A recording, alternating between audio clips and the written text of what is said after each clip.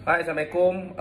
Ramai yang minta aku komen tentang budak mana lah aku tak kenal yang kutuk budak meskom dengan anak-anak seni ni.